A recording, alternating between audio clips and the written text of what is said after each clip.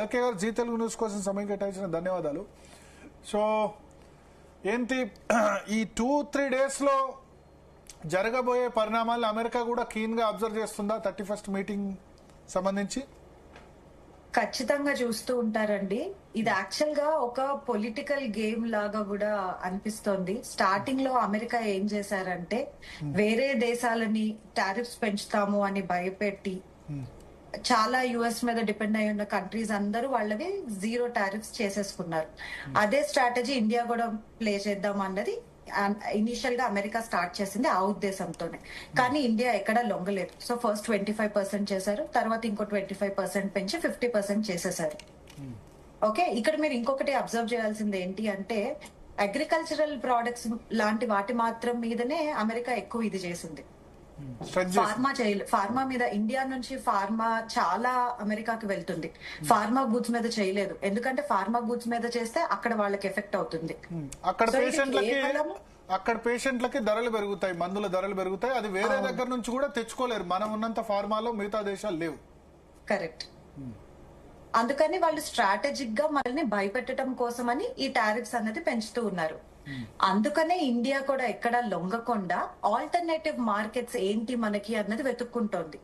అందులో భాగంగానే జపాన్ ని మీట్ అయినా, చైనాని మీట్ అయినా ఇండియా చేసేది అదే. మనకి యుఎస్ కాకపోతే ఆల్టర్నేటివ్ మార్కెట్స్ ఏంటి అన్న వెతుక్కునే పరిస్థితిలో మనం ఇందులో ఉన్నాము.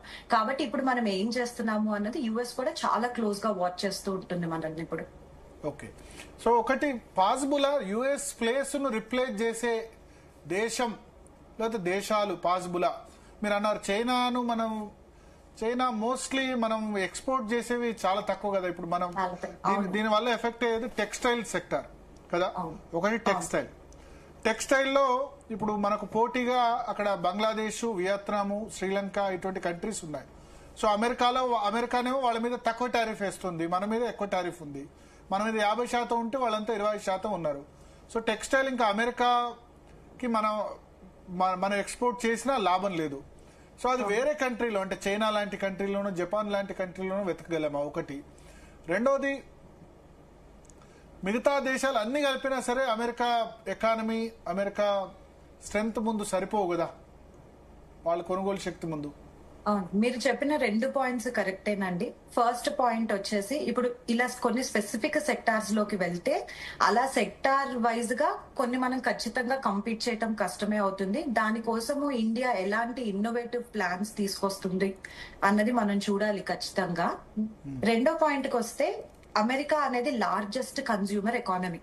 So maximum imports in terms of value చూసుకుంటే వేరే కంట్రీస్ ఎక్కువ వెళ్తాయి, కానీ ఇన్ టర్మ్స్ ఆఫ్ గూడ్స్ చూసుకుంటే అమెరికాకే ఎక్కువ వెళ్తాయి. సో మనం ఎన్నో చిన్న చిన్న కంట్రీస్ తో పొత్తు పెట్టుకుంటే గానీ అమెరికాని మార్చేయలేము. ఇవన్నీ ఈ రోజు మన దగ్గర ఉన్న బిగ్గెస్ట్ ప్రాబ్లమ్స్. ఓకే, సో అంటే ఇది ఒక్క రోజులో జరిగేది కాదు, చాలా టైం పడుతుంది. కాదు, మనం ఇండియాలో మనకి డొమెస్టిక్ ప్లాన్స్ కూడా మార్చాల్సింది ఉంటుందండి. ఫర్ ఎగ్జాంపుల్ జిఎస్టీ రేట్స్ తగ్గించి, ఓకే, మనం ఇప్పుడు గవర్నమెంట్ ఏదైతే ఇన్వెస్ట్ చేస్తుందో ఓవర్ గా ఇన్ఫ్రాస్ట్రక్చర్ మీద ఇన్వెస్ట్ చేస్తుంది. అలా కాకుండా కొంచెం అగ్రికల్చరల్ ఎకానమీ మనది కాబట్టి మేబీ ఫార్మర్స్ మీద ఇన్వెస్ట్ చేసి ఇలాంటి ఆల్టర్నేటివ్స్ చూసుకోవాలి, ఎకానమీ దెబ్బతినకుండా. ఎందుకంటే మన జీడిపిని మనము తగ్గించుకోకుండా చూసుకోవడం కోసం అని చెప్పి ఇలాంటి ఆల్టర్నేటివ్స్ వెతుక్కుంటా అప్పుడు ఈ ఎక్స్పోర్ట్స్ ఏ కంట్రీస్ కి వెళ్తున్నాయి, మనము జపాన్ మీద ఎలా కాన్సన్ట్రేట్ చేయాలి, చైనా మీద ఎలా కాన్సన్ట్రేట్ చేయాలి, ఈ రెండు ప్యారలల్ గా చూసుకొని వెళ్తేనే మనము ఇప్పుడు ఉన్న ఈ కాంప్లెక్స్ సిచ్యువేషన్ లోంచి బయటకు రావడానికి వీలవుతుంది. అంటే ఇప్పుడు భారతదేశానికి జనాభా అన్నది ఒక అతిపెద్ద వరం. సో మన డొమెస్టిక్ కన్జంప్షన్ పెంచితే, మన దగ్గరే పెరిగితే గనక పెరగాలంటే మనం ఎన్నో గూడ్స్ ఇంపోర్ట్ చేసుకుంటున్నాము. అందుకే అంటున్నాను, మన డొమెస్టిక్ పాలసీస్ ఏవైతే ఉన్నాయో వాటిని కూడా చాలా ఇమీడియట్ గా మార్చాలి. మన గూడ్స్ మనం ఇక్కడ మ్యానుఫ్యాక్చర్ చేసుకుంటున్నవి మన మార్కెట్ లో ఎలా చేసుకోవాలి అన్నది కూడా ఇమీడియట్ గా ఫోకస్ చేయాలి. సో ఇప్పుడు డొమెస్టిక్ కన్జంప్షన్ పెంచాలన్న దాని గురించి జిఎస్టీ రేట్లు తగ్గిస్తామంటున్నారు, కరెక్టే? అవును. బట్ వాట్ అబౌట్ ఈ ఎక్స్పోర్ట్ లో నష్టపోతున్న రంగాలు, జ్యువెలరీ గానీ, డైమండ్ రిలేటెడ్ గానీ, టెక్స్టైల్ గానీ, ఇవన్నిటికి ఎట్లా? ఎందుకంటే ఇప్పుడు ఓన్లీ స్టాక్ మార్కెట్ లో స్టాక్స్ పడ్డాయంటే సరే మీరు ట్రేడింగ్ చేయకండి అంటారు, కానీ అక్కడ పడిపోయే ఉద్యోగాలు కదా. అవును, టెక్స్టైల్ నాకు తెలిసి అందుకే వ్యవసాయం తర్వాత అత్యధికంగా ఉపాధి పొందుతున్న రంగం టెక్స్టైల్, చేనేత, జౌళి రంగం దేశంలో. సో దాన్ని ఎట్లా ఓవర్కమ్ చేయాలి? అది చూడాలండి. ఇప్పుడు ఎస్సీఓ సమ్మిట్ లో ఏం మాట్లాడతారో, అందుకని చెప్పి చైనాతో మాట్లాడడానికి జపాన్ తో మాట్లాడడానికి మోడీ గారు ఇప్పుడు ఈ మీటింగ్స్ అన్ని ఈ సీక్వెన్షియల్ గా పెట్టినది కూడా స్ట్రాటజిక్ గానే పెట్టారు. సో వాళ్ళు ఎలాంటి ట్రేడ్ పాలసీస్ డిస్కస్ చేస్తున్నారు, ఎందుకంటే జపాన్ కి మనకి చాలా పెద్ద ఇన్వెస్టర్. సో మేబీ మనం జపాన్ ని కన్విన్స్ చేయగలిగి ఈ టెక్స్టైల్ ఇండస్ట్రీస్ లో మనం ఇన్వెస్ట్మెంట్స్ తెచ్చుకోగలిగితే, మన కాస్ట్ ఆఫ్ ప్రొడక్షన్ తగ్గించుకుంటే, ఆ టారిఫ్స్ ఎక్కువైనా కూడా బయట ఉన్న ఎక్స్టర్నల్ మార్కెట్ ప్రైస్ ని మ్యాచ్ చేయడానికి ఛాన్సెస్ ఉంటాయి. మనకి రిసోర్సెస్ ఉన్నాయి కాబట్టి, మీరు ఇందాక చెప్పారు జనాభా అన్నది మన బిగ్గెస్ట్ స్ట్రెంగ్త్. ఈ న్యాచురల్ రిసోర్స్ ని వాడుకుంటూ మన ప్రొడక్షన్ కాస్ట్ మనం ఎప్పుడైతే తగ్గించుకోగలుగుతామో, ఈ టారిఫ్స్ కొంచెం ఒక 5% 10% ఎక్కువ అయినా కూడా ఇంటర్నేషనల్ మార్కెట్ లో ఇండియన్ గూడ్స్ కంపీట్ అవ్వగలుగుతాయి. ప్రొడక్షన్ కాస్ట్ తగ్గించుకోవడం పాసిబులా? చాలా కష్టం అండి, ఒక రోజులో అయ్యేది కాదు, కానీ డెఫినెట్లీ వేస్ అయితే ఉంటాయి. అంటే ప్రొడక్షన్ కాస్ట్ తగ్గాలంటే పనిచేసే వాళ్ళ ఎంప్లాయీస్ టెక్నాలజీ పెరగాలి, స్కిల్డ్ లేబర్ కావాల్సి వస్తుంది. వీటన్నిటికీ స్కిల్డ్ లేబర్ అంటే డెఫినెట్లీ హై పే ఉండాలి, ఉండాలి. ల్యాండ్ కాస్ట్, ఇవన్నీ ఇండస్ట్రీ పెట్టాలంటే ల్యాండ్ కలిపి కాస్ట్. మళ్ళీ ఇన్వెస్ట్మెంట్ దగ్గరికి వెళ్తాయి. జపాన్ మన స్టాక్ మార్కెట్ లో కూడా జాపనీస్ ఇన్వెస్ట్మెంట్స్ చాలా ఎక్కువ ఉంటాయి. కేవలం యుఎస్ ఇన్వెస్ట్మెంట్స్ హైలైట్ అవుతూ ఉండొచ్చు, కానీ యాక్చువల్ గా మన స్టాక్ మార్కెట్ లో జాపనీస్ ఇన్వెస్ట్మెంట్స్ కూడా చాలా ఉంటాయి. సో ఇలా మనము ఎక్కువ ఇన్వెస్ట్మెంట్స్ తెచ్చుకోగలిగితే, ఆ క్యాపిటల్ ఏదైతే వస్తుందో దాన్ని గవర్నమెంట్ చాలా వైజ్ గా అలాట్ చేయాల్సింది ఉంటుంది. ఓకే, సో మరి ఇది ఓవర్ నైట్ లో జరిగేది కాదు. ఖచ్చితంగా ఎట్లా మీకేమనిపిస్తుంది? ట్రంప్ దీన్ని కంటిన్యూ చేస్తారా 50%, లేకపోతే? లేదు, నేనైతే ట్రంప్ గారు చేయరనే అనుకుంటున్నానండి. ఆయనది మనము ఎన్నో టర్మ్స్ నుంచి ఆయనది చూస్తూనే ఉన్నాము. ఏదో స్టార్ట్ చేస్తారు, మధ్యలో సడన్ గా ఇలా ఫ్లిప్ అవుతారు, మళ్ళీ నెక్స్ట్ పాలసీ మారిపోతుంది. సరే, ఆయన ఇంకొక 3 years ఉంటారు, రేపు నెక్స్ట్ గవర్నమెంట్ మారితే మళ్ళీ పాలసీస్ చేంజ్ అయిపోతాయి. కాబట్టి ఇదైతే ఖచ్చితంగా పర్మనెంట్ కాదు, ఇది ఒక టెంపరీ హర్డిల్ ఇండియా ఫేస్ చేస్తోంది. ఇప్పుడు సరే 3.5 years అయితే ఆయనే ఉండాలి, అది నో డౌట్. లేకపోతే ఆయన గవర్నమెంట్ ఖచ్చితంగా ఉంటుంది, రిపబ్లికన్ పార్టీ గవర్నమెంట్ కదా. సో 3.5 years అన్నది చాలా లాంగ్ టైం. సో ఈ 1 month లోపల ఇప్పుడు ఐక్యరాజ్య సమితి సమావేశాలకి మోడీ అమెరికా వెళ్తారు. వెళ్ళినప్పుడు డెఫినెట్ గా ట్రంప్ తో బయలేటరల్ మీటింగ్ ఉంటుంది, ద్వైపాక్షిక. సో ఈ లోపు లేకపోతే ఆ తర్వాత ద్వైపాక్షిక మీటింగ్ తర్వాత మనం వెనక్కి తగ్గడమో లేదా వాళ్ళు వెనక్కి తగ్గడమో ఎక్స్పెక్ట్ చేయొచ్చా? ఖచ్చితంగా జరుగుతుందండి. అదే చెప్తున్నాను కదా, నేను చేసుకున్న ఎనాలిసిస్ ప్రకారం నాకైతే ఇది ఎకనామికల్ గా కంటే పొలిటికల్ స్ట్రాటజీసే నాకు ఎక్కువ కనపడుతున్నాయి. ట్రంప్ డైరెక్ట్ గా ఇండియా పాకిస్తాన్ వార్ లో, యుక్రెయిన్ రష్యా వార్ లో నేనే మీడియేటర్షిప్ చేశాను, నేనే వార్ ఆపాను అని చెప్పి చాలా స్టేట్మెంట్స్ పాస్ చేశారు. ఇండియా పాకిస్తాన్ విషయానికి వచ్చేసరికి పాకిస్తాన్ ఒప్పుకుంది, కానీ ఇండియా డైరెక్ట్ గా తిరస్కరించింది, ట్రంప్ రోల్ ఏమీ లేదు అని చెప్పి. ఇది one of the reasons Trump hurt అయ్యారు అక్కడ. ఓకే, ఆ ఎఫెక్ట్ టారిఫ్స్ లో చూపిస్తున్నారు. తర్వాత ఆయనకు ఒక ఫీలింగ్ ఉంది, ఏమని, అమెరికన్ గూడ్స్ బయటకి వెళ్తుంటే చాలా దేశాలు ఎక్కువ టారిఫ్స్ వేస్తున్నాయి, మా గూడ్స్ బయట సెల్ అవ్వట్లేదు, కానీ మీ గూడ్స్ అన్ని తీసుకొచ్చి మా యుఎస్ ఎకానమీలో డంప్ చేస్తున్నారు అన్న ఇంప్రెషన్ లో ఉన్నారు ఆయన. అందుకని చెప్పి ఇండియా మీద ఇంకొంచెం స్ట్రెస్ తీసుకురావడం కోసం అని చెప్పి ఈ టారిఫ్స్ అన్ని పెంచి ఇండియాని ఇబ్బంది పెట్టే ఇదిలో ఉన్నారు. మనం ఎక్కడన్నా లొంగుతామేమో అని ట్రై చేస్తున్నారు. కానీ జయశంకర్ గారు ఆల్రెడీ చాలా క్లియర్ గా చెప్పారు, ఇండియన్ ఎనర్జీ సెక్యూరిటీ విషయంలో మేము ఖచ్చితంగా కాంప్రమైజ్ అవ్వము అని మన స్టాండ్ అనేది మనం చెప్పేశాము. మీరు కాకపోతే మాకు వేరే ఆప్షన్స్ కూడా ఉన్నాయి అని చెప్పడానికి ఇమ్మీడియట్ గా జపాన్, చైనా లాంటి కంట్రీస్ తో మీటింగ్స్ అరేంజ్ చేసుకున్నాము. ఇవన్నీ ఖచ్చితంగా ట్రంప్ వాచ్ చేస్తూ ఉంటారు. ఈ మీటింగ్స్ లోంచి వచ్చే అవుట్కమ్ ని బట్టి ట్రంప్ స్ట్రాటజీస్ కూడా మారుతాయి. కాబట్టి ఖచ్చితంగా ట్రంప్ బ్యాక్అవుట్ అవుతారేమో అని చెప్పి నేను గెస్ చేస్తున్నాను. లేకపోతే అట్లీస్ట్ కొన్ని ఫీల్డ్స్ లో అన్న రిలాక్సేషన్ అన్నది మాత్రం ఇస్తారు. ఓకే, సో ఇక్కడ ఒక విషయం, చైనాకు సంబంధించి మనం చూస్తున్నాం, జపాన్ సంబంధించి చూస్తున్నాం. సరే, జపాన్ అంటే మనకు న్యాచురల్ అలే, బట్ చైనాను మనం నమ్మొచ్చా? చైనాతో అంటే నమ్మితే ఇక్కడ గతంలో అంతా- ఏం జరిగింది? ఎందుకంటే చైనాకి ఎంత సపోర్ట్ చేసినా మళ్ళీ పాకిస్తాన్ మన శత్రువుకు అవుట్ రైట్ గా సపోర్ట్ చేసేది. All weather ally, China Pakistan all weather allies. మనం అట్లా కాదు. సో ఈ సమయంలో మొన్నటి వరకు చైనాని తిట్టి ఇప్పుడు మళ్ళీ చైనాని దగ్గర తీసుకోవడం స్ట్రాటజీ పరంగానేనా, లేకపోతే లాంగ్ టర్మ్ రిలేషన్షిప్ ఇదే విధంగా ఉంటుందా? ఇక్కడ ఒకరి మీద ఒకరికి నమ్మకం అయితే లేదు. ఇదంతా స్మార్ట్ డిప్లొమసీ అండి. ఖచ్చితంగా ఇండియా ఇప్పుడు చైనాతో రిలేషన్ బిల్డ్ చేసుకోవాలి అన్నది మాత్రం చాలా స్మార్ట్ మూవ్. ఎందుకంటే ఇప్పుడు యుఎస్ కి ధీటుగా ఓపెన్ గా ఫైట్ చేస్తూ ఉన్న కంట్రీస్ లో, మేజర్ కంట్రీస్ లో పేర్లు చెప్పాలి అంటే చైనా ఖచ్చితంగా టాప్ లిస్ట్ లో ఉంటుంది. ఓకే, యుఎస్ వాళ్ళు మన మీద టారిఫ్ వార్ కి వచ్చినప్పుడు మనకి నెక్స్ట్ బెస్ట్ ఆల్టర్నేటివ్ ఏంటి అంటే, మనం ఇప్పుడు యుఎస్ తో ఆల్రెడీ కొంచెం ఈ టసల్ నడుస్తున్న టైంలో చైనాతో మళ్ళీ ఏదన్నా ప్రాబ్లం పెట్టుకునే కంటే వాళ్ళతో పొత్తు పెట్టుకోవటమే ఇండియాకి బెటర్ ఈ టైంలో. ఓకే. బట్ అందుకని చెప్పి మనం చైనాతో కన్వీనియన్స్ కోసమే అంతే, నాట్ ఆల్ వెదర్ అలైలాగా ఎప్పటికీ ఆల్ వెదర్ ఎలాగా జరిగినా జరగకపోయినా ఇండియా మాత్రం ఎప్పుడు క్లియర్ గానే ఉంది. చైనాతో వార్ కి వెళ్ళటం మనకి ఏనాడు ఇష్టం లేదు. వార్ కాకపోయినా ప్రాక్సీ వార్. పొలిటికల్ గా అవనివ్వండి, ఎకనామికల్ గా అవనివ్వండి, ఆ మధ్యలో టిక్ టాక్ వేవో అవి ఇవి చిన్న చిన్న ఇష్యూస్ వచ్చినా కూడా, ఎందుకంటే ఇప్పుడు ఇండియా పాకిస్తాన్ లో ఎవరన్నా ఒకరిని సపోర్ట్ చేయాలి అంటే యుఎస్ ఖచ్చితంగా పాకిస్తాన్ కి సపోర్ట్ చేస్తుంది. ఇండియా చైనాలో ఎవరికి సపోర్ట్ చేయాలి అంటే ఇండియా అప్పుడు యుఎస్ ఇండియాకి సపోర్ట్ చేస్తుంది. అక్కడ చైనాని చూస్ చేసుకోదు. కానీ ఇండియా పాకిస్తాన్ లో ఎవరికి సపోర్ట్ చేయాలంటే యుఎస్, మీరు అన్నది గతంలో కానీ ఈ మధ్య కాలంలో ఎప్పుడు సపోర్ట్ చేయలేదు. పాకిస్తాన్ కి చేస్తోంది కదా. ఎప్పుడు కార్గిల్ తర్వాత అసలు ఎప్పుడు కూడా చేయలేదు. మొన్న ట్రంప్ కూడా మొన్న పాకిస్తాన్ కి సపోర్ట్ చేయలేదు కదా. ఎప్పుడు అంటే ఇండైరెక్ట్ సర్జికల్ స్ట్రైక్స్ చేసినప్పుడు కూడా పాకిస్తాన్ కు ఏ రోజు సపోర్ట్ చేయలేదు. కానీ అండి ఇప్పుడు పాకిస్తాన్ నాటోలో మెంబర్, సెటోలో మెంబర్. సో మిలిటరీలీ వాళ్ళు ఎలా అయినా పాకిస్తాన్ అన్నది యుఎస్ కి అలయే. అది బయటకి కనిపించినా కనిపించకపోయినా కూడా అది మాత్రము మిలిటరీలీ వాళ్ళిద్దరు రిలేటెడ్ అంతే. నాట్ అంటే నేను డైరెక్ట్ గా ఇప్పుడు ఉక్రెయిన్ కు ఫండ్ చేస్తున్నట్టుగా ఆ విధంగా ఫండ్ అలా డైరెక్ట్ గా ఫండింగ్ లేదు. కానీ ఎప్పుడైనా కూడా ఫైనల్ గా సర్జికల్ స్ట్రైక్స్ 2017 లో 19 లో చేసినప్పుడు కూడా వాళ్ళేం పాకిస్తాన్ నేను సపోర్ట్ చేయలేదు. సో అక్కడ పాకిస్తాన్ అవుట్ రైట్ గా సపోర్ట్, ఎస్ మీ తప్పు ఇండియా మీరు వైదొలగండి అని ఏ రోజు కూడా అంటే లాస్ట్ 20 years గా అయితే కానీ ఇన్వెస్ట్మెంట్స్, ఎకనామికల్ గా ఇన్వెస్ట్మెంట్స్ అయితే చేస్తున్నారుగా, అలా సపోర్ట్ చేస్తున్నారుగా పాకిస్తాన్ కి.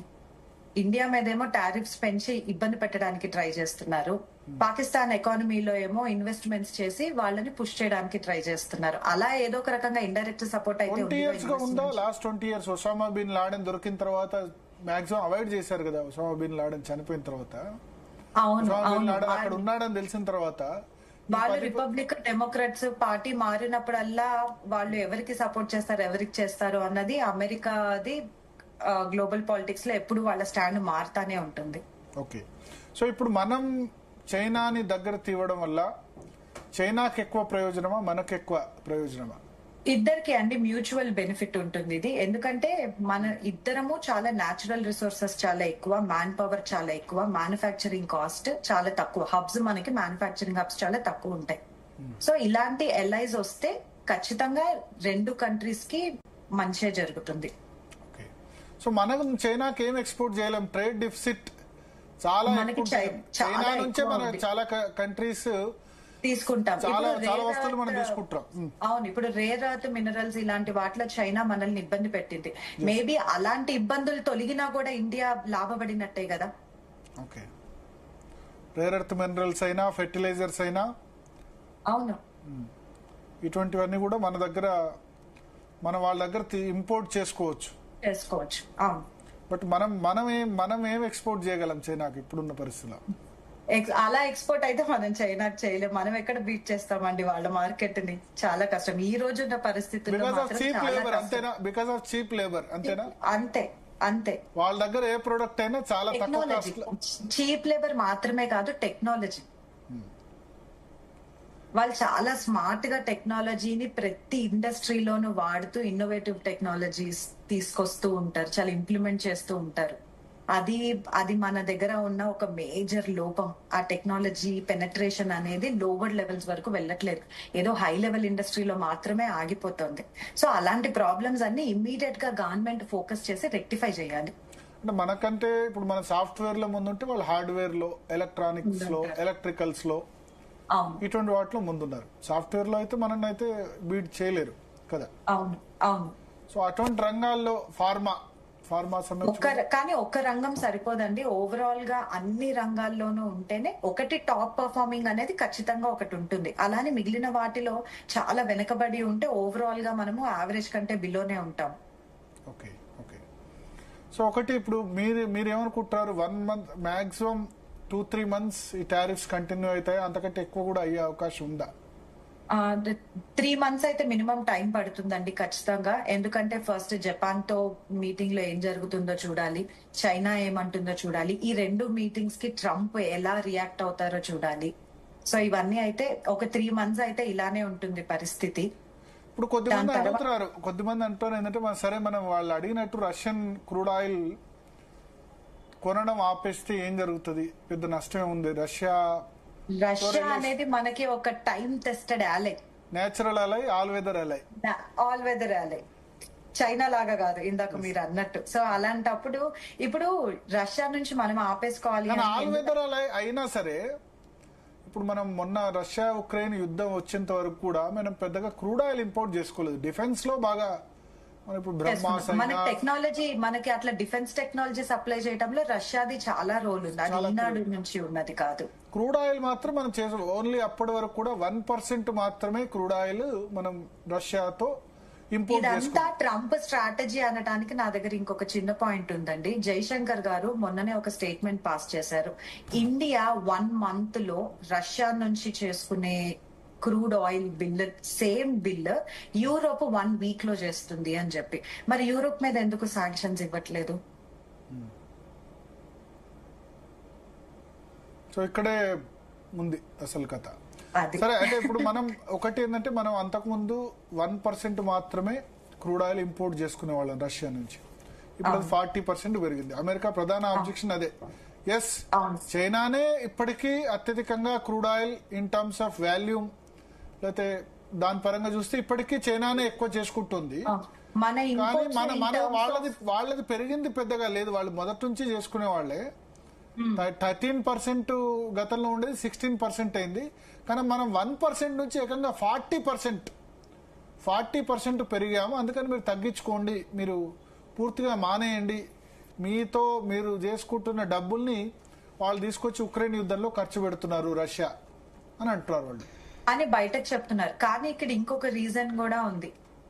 మనది ఇండియాకి బై వాల్యూ చూసుకుంటే క్రూడ్ ఆయిల్ అన్నది మ్యాక్స్ ఇంపోర్ట్స్ లో హైయెస్ట్ వాల్యూ ఉంటుంది. ఎక్స్పోర్ట్స్ లోకి వచ్చేసరికి petrol and diesel by value highest exports మనం చేస్తున్నాం.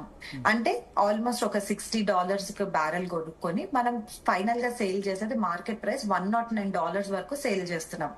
సో ఇక్కడ ఈ $50 మార్జిన్ ఏదైతే ఉందో అమెరికా అసూయ అంతా దీని మీద. మనం చాలా కంట్రీస్ కి, చాలా చాలా చిన్న చిన్న దేశాలకి ఈ పెట్రోల్ అండ్ డీజిల్ మనం ఎక్స్పోర్ట్ చేస్తున్నాం ఇండియా నుంచి. ఎందుకంటే రిఫైనరీస్ అన్ని మన దగ్గర ఉన్నాయి, వాళ్ళకి లేవు. సో ఈ ప్రాఫిట్ మీద అమెరికా కన్నుపడింది. కానీ బయటకి వాళ్ళు చూపిస్తున్నది ఆ రష్యన్ ఇంపోర్ట్. ఇది బ్యాక్ స్టోరీ, ఇది కూడా ఉంది అక్కడ. ఓకే. సో దీనివల్ల గవర్నమెంట్ కాకుండా ప్రైవేట్ కంపెనీస్ బాగుపడుతున్నాయి, రిలయన్స్ కానీ లేకపోతే ఇవన్నీ బాగుపడుతున్నాయి. అసలు ప్రభుత్వానికి ప్రజలకేం లాభం లేదు అంటున్నారు. మరి అటువంటిప్పుడు ఎందుకు ఇండియన్ గవర్నమెంట్ దాన్ని అదొక హోల్ న్యూ డిబేట్ అయిపోతుందండి. బట్ సింపుల్ గా అంటే మనకు ఆ కంపెనీస్ నుంచి మనకు కార్పొరేట్ ట్యాక్స్ వస్తుంది కాబట్టి అల్టిమేట్ గా గవర్నమెంట్ రిలయన్స్ మీద కార్పొరేట్ ట్యాక్స్ 25% ఎంత ప్రాఫిట్ వస్తే అంత గవర్నమెంట్ కు వస్తుంది, అంతే. అది గవర్నమెంట్ పాలసీస్ కరెక్ట్ గా ఉండాలి. ఇప్పుడు పబ్లిక్ ప్రైవేట్ పార్ట్నర్షిప్ ఏ ఫీల్డ్స్ లో ఇవ్వాలి, ప్రైవేటైజేషన్ ఏది చేయాలి, గవర్నమెంట్ కంట్రోల్లో ఏది ఉండాలి అనేది ఒక క్లియర్ విజన్ గవర్నమెంట్ కు ఉండాలి. సో తప్పంటారా మనం అట్లా చేయడం? ప్రైవేట్ కంపెనీస్ గురించి రష్యన్ ఆయిల్ కొనడం కరెక్టా తప్ప? యాక్చువల్ గా అయితే చేయకూడదు, కానీ ఈ ఈ కార్పొరేట్ గవర్నమెంట్ ఈ సపోర్ట్ ఒకరికి లేకుండా అన్ని రెండు నడవదు. ఓకే. కంట్రీ అంటే ముందుకు ఇంకొక మాట వెళ్ళాలంటే కూడా మన అంటారు GDP ఏంటంటే, value పెరుగుతూ ఉండాలంటే ఇంకొక మాట కూడా అంటున్నారు. ఆ, ప్రధానంగా ఏంటంటే రూపీస్లో మనం కొంటున్నాం రష్యా సంబంధించి, దీని ద్వారా డాలర్ను కూడా కట్టడి చేస్తున్నాం. చేస్తున్నాం. అవును, మిగతా దేశాలు అయితే డాలర్లో మనం కొనాలి, రూపీలో కొనడం వల్ల అక్కడ మనకు విదేశీ మారక ద్రవ్యం ఉండి మన డాలర్ కి కొంచెం డాలర్ వాల్యుయేషన్ ఎక్స్చేంజ్. తగ్గుతుంది. ఎస్, ఇది కూడా అమెరికా కోపానికి కారణం. అవును, చాలా మల్టిపుల్ రీజన్స్ ఉన్నాయండి. అవన్నీ టారిఫ్ రూపంలో ట్రంప్ బయటకు చూపిస్తున్నారు. ఓకే. ఓకే. సో ఫైనల్గా ఏం చెప్తారు, ఇది ఎక్కడి వరకు వెళ్తుంది? మనం నిజంగానే ఇప్పుడు అమెరికా మధ్య ఇంకా గ్యాప్ పెరుగుతుంది, ఎందుకంటే మన వాళ్ళు చాలా పెద్ద ఎత్తున ఉన్నారు. ఇండియన్ డయాస్పోరా 30 లక్షల మంది మన ఇండియన్ ఒరిజిన్ ఓటర్సే ఉంటారు. అవును, ఓటర్స్ కాకుండా సిటిజన్షిప్ లేని వాళ్ళు, స్టూడెంట్స్, వెళ్ళే వాళ్ళంతా తీసుకుంటే 70-80 lakhs ఈజీగా ఉంటారు కదా. ఖచ్చితంగా. సో అమెరికాలో మరి మన స్టూడెంట్స్ అక్కడ వాళ్ళకి ఇస్తున్న డబ్బులు వాళ్ళ ఎకానమీకి యాడ్ చేస్తున్నారు కదా మన స్టూడెంట్స్ అందరూ. సో అమెరికా కూడా అంత మూర్ఖంగా తన ఇండియా నుంచి ఉన్న మార్కెట్ ని వాళ్ళు కూడా ఏమి పోగొట్టుకోరు. ఇండియాకి కూడా యుఎస్ సపోర్ట్ కావటం ఎంత ఇంపార్టెంట్ అన్నది ఖచ్చితంగా తెలుసు. అందుకే మన వాళ్ళు ఈ టారిఫ్స్ గురించి చాలా క్రిటికల్ టోన్ లో ఎవరు మాట్లాడట్లేదు. అది మోడీ గారు అవనివ్వండి, లేకపోతే ఎక్స్టర్నల్ మినిస్టర్ జయశంకర్ గారు అవనివ్వండి, చాలా క్లియర్ గా ఈ టారిఫ్స్ ఇలా ఉన్నాయి, ఇలా ఉండకూడదు అని చాలా న్యూట్రల్ టోన్ లో మాట్లాడుతున్నారు. అమెరికాని ఎక్కడా తిట్టట్లేదు. ఎందుకు అంటే ఇది ఒక టెంపరరీ ఇది అన్నది ఖచ్చితంగా వాళ్ళకి తెలుసు. Okay. Okay. Okay. So thank you అలెక్క గారు, మీ సమయం జీ తెలుగు న్యూస్ కోసం కేటాయించినందుకు. So Thank you. స్పందన